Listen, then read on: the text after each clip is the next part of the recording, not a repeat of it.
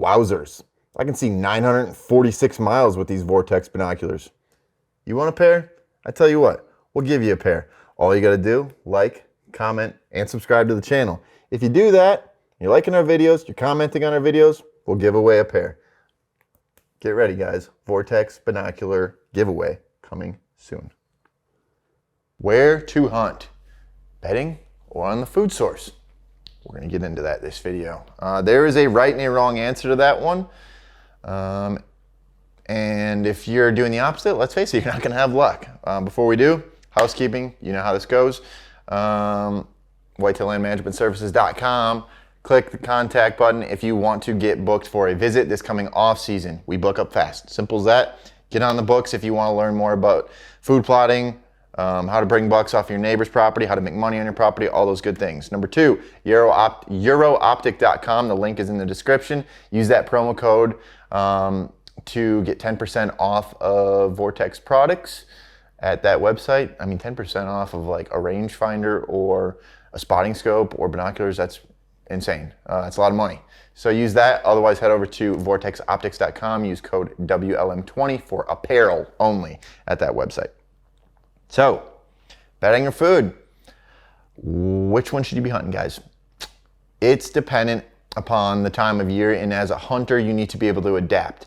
Let's say you're the guy who has, a small property right now, you're 40 acres and your stands are all in the same locations and you got that honey hole that's great and you kill a buck out of it every year. But think to yourself, when do you kill a buck out of that stand every year?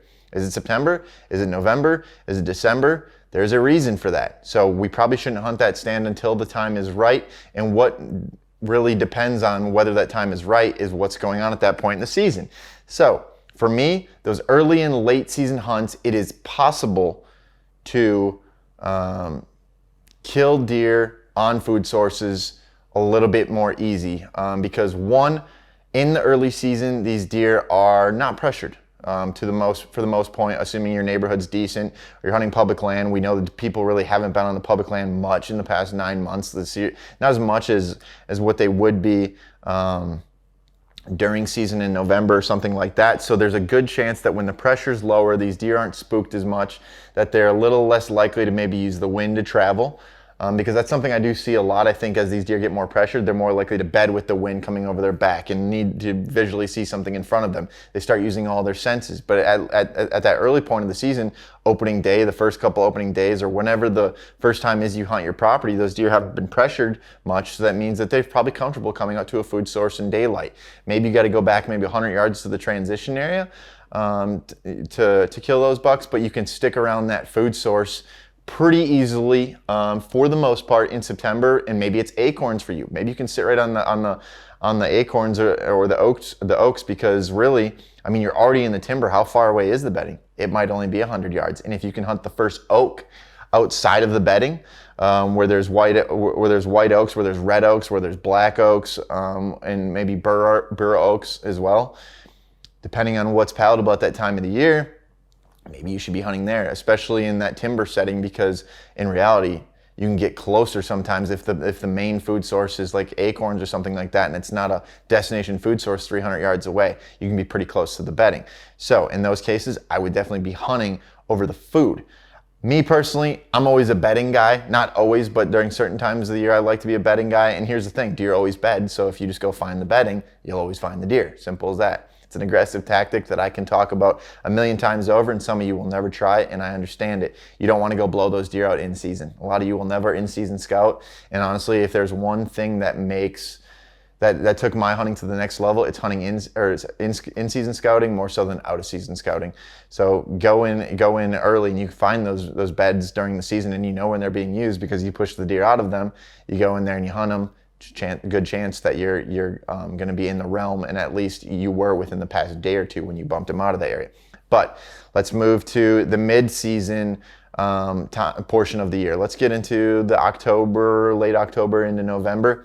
I'm hunting bedding all day long, and I'm hunting on the downwind side of the bedding areas because bucks will be spending time hitting scrapes, working their rub lines, checking all those, and checking does on the downwind side of those bedding areas. So if you're near that bedding area, in close proximity to that bedding area, you can very easily you can very easily kill a buck during that time period. Let's step back for a second to that early season time period. You can also find the bucks in their beds, during that time period too, assuming that their bedding is super far away from the destination food source, and your trail cameras and your observation sits will tell you that these deer aren't making it. Well, then move towards the bedding.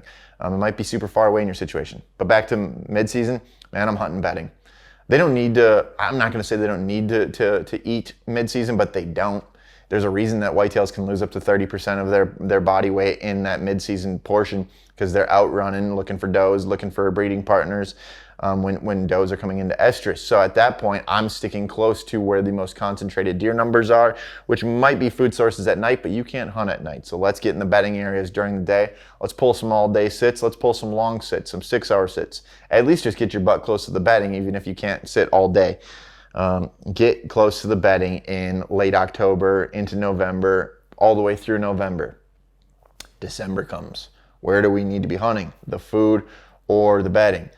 Well, I'm going to be honest with you. Sometimes the bedding is so close to the destination food source, especially if you're the agriculture guys, that it's hard to go hunt the bedding because you only got to go 100 yards and you're pushing deer. And you don't want to push deer late season if you know that they're there. I mean, let's face it, if you're in season scouting late season, yeah, we got to push some deer around to find where the deer are sometimes.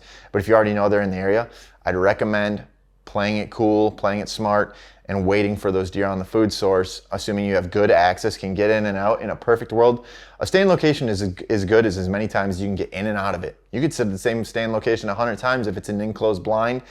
Your wind is good and you can sneak out of there. You have tall grasses planted or something like that where your access is amazing. You cut a ditch down into the dirt so you can get out. Whatever it is, if you can get in and out of it, let's just keep hunting that food source, because eventually they're slaves to their stomach. They're going to recover from that rut time period, whether it's you putting down corn, you putting down big and J, whether it's you hunting the food source. If we wait late season, they're slaves to their stomach. At some day they have to answer. Answer that call. All you have to do is just have patience. If you have patience and wait it out late season, there's no better time to kill a big buck. There's really not, because they have to show up. They have to, or they'll die. They're at their weakest point. And honestly, that definitely messes with their mental capabilities. I mean, think about it. If you lose 30% of your body weight in the course of 3 weeks, some of you do the math in your head right now, how much weight that is. You're malnourished, you're deficient in a lot of minerals and vitamins and things like that. You're not necessarily thinking straight. You're just thinking recover.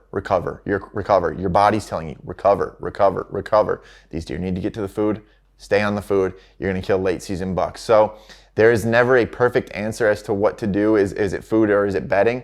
I mean, as an overall concept, I would like to say bedding, because they always have to bed. In some place you don't have a destination food source, so maybe you got to focus on the bedding a little bit more. But overall, every week of the season, it might change. You got to look at it from a bigger spectrum, pick apart your given situation, make sense of the situation. Don't just hunt there because you got a picture. Ask yourself why. Say, okay, he's going this way in the morning, which means he came from this way, most likely. He came from this. Okay, there's a food source. Oh, there's acorns there. There's a brassica plot. There's a clover plot. There's a bean plot. Okay, he's heading back. Oh, there's cover that way. Make sense of the situation. You get these deer killed. Don't just see a trail camera picture. Go and go. You got to think about the wind and access and all these other things to kill these bucks. So, bedding or food, there's your answer. You like these videos? Make sure you like, comment, and subscribe. If you do that, you're always entered in giveaways. See you next video.